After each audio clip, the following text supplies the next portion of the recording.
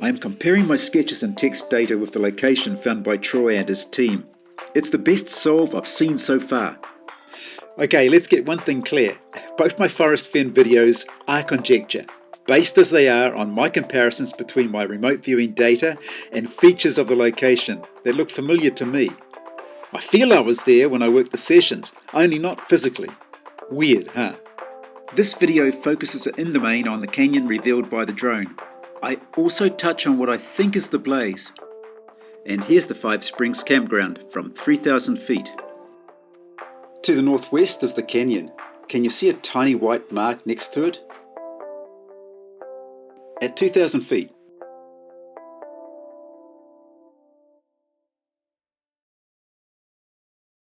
Here we see it from a height of 1,000 feet. And what I call the blaze points to the entranceway. At 400 feet, the dotted line shows the trail from the campground. The arrow points to the entrance to the canyon. We are close now. At 200 feet, the arrow points to a copse of trees. In my 2019 sketch, the feature I call the blaze is seen behind a bunch of small broken trees that seem isolated. And the data shows there is a large rock in front of the blaze. This arrow points to that rock. Note there's another copse of trees behind the rock at the feet of the white number 7 on the wall. Broken trees and large rocks. The blaze is visible on a wall of rock behind them. Looking at the trees first, here and here, at the time I remote viewed the target, wind damage was evident. The rock is a natural mound that's broken. The wall is a large natural slab. It's a colossus. The blaze is a mark emblazoned on it. What is evident in the detail is a flame-like mark top centre and a large diagonal line from bottom centre to top right corner. Just to pound the point in further, at 100 feet, notice how what I'm calling the blaze flows up from a centre point at the bottom and stretches in a diagonal up to the right to meet with a horizontal bar at the top. Turning to the remote viewing text in the centre of the sketch, the blaze is turned upwards and it is flared out, just as we see in the mark on the rock. Furthermore, the data pointed out the flare is white, which is true too of the mark in the Google Earth image. Let me know in the comments what you think of this mark. Do you think it's the blaze? Still at 100 feet, this image places you directly above the canyon. As a result of the perspective and the light, we get a flattening effect. While the white number on the face of the stone marks the opening to the canyon, I'll highlight the entrance for you. It forms a narrow gateway.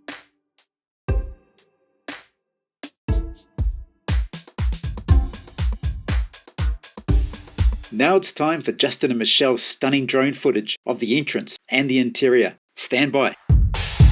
From the campground, the trail to the canyon is easy to make out.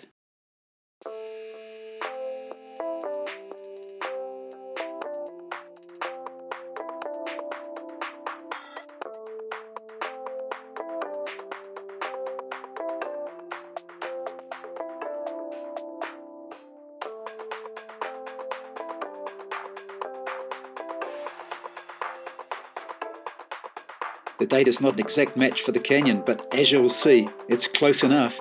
Looking at the text data, the top of the canyon walls are reaching up. They are towering above. The narrow strip at the bottom is a shadowed floor for most of the day.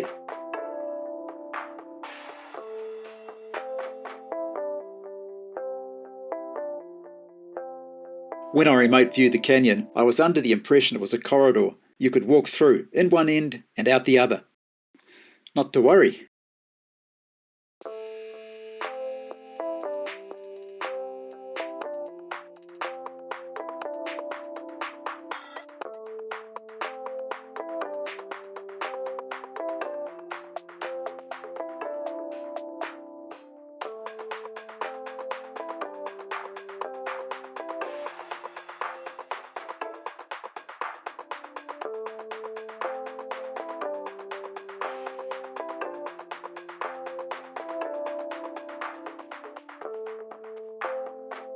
The sloping forested sides of the plateau and the steep cliff face make for a stunning view from the drone. Don't you agree? Go to Troy's channel to find the full video footage by Jason and Michelle. It is really worth seeing. You can find a link to Troy's channel below this video. I'll finish by showing you where my data had Forrest Fenn hiding the chest. More sketches with more detail can be found in the two books. You will be wading in water. The chest remained unseen unless you were standing directly over it. That is the meaning of a gap, and in a line, and totally blind to it. There is a buttress above. This view is from a distance of 5 diameters above the chest. Here the outline of the chest is visible in its hiding place. In this sketch, we can see the chest is under a rock face. It is in a hollow area. It is countersunk. It is apparent there's no object covering it. The top of the chest would only be visible if you were standing right over it. The hole the chest is in has been carefully shaped to allow for the shape of the lid. The hole is a tight fit. There are lines in the surface of the material the chest sits in. The next sketch makes clear what I mean. This final sketch gives a detailed view with a lot of data. The chest itself sat deep enough in the hole so as to be out of sight, even if you're standing only a few feet away. The sides of the hidey-hole are grooved, signs that a tool was used to make sure the chest fit the space exactly how Forrest Fenn wanted it. There is also the oddity of rosy, and this means a rosy hue. This will be alluding to the red-coloured stems of the plant dogwood that grow in the area. And there you have it. Forrest Fenn's treasure was pulled out of its hidey-hole by Jack in 2020. It's all history now. Jack, if you watch this, my email is in the back of the two books, okay? Hey, if you like this video and you want to see more, hit the subscribe button and hit the like button for good measure. I will likely return to treasure hunting at some stage. In the next video, I'm going to look at a completely different targets. I can't wait. I'll see you then.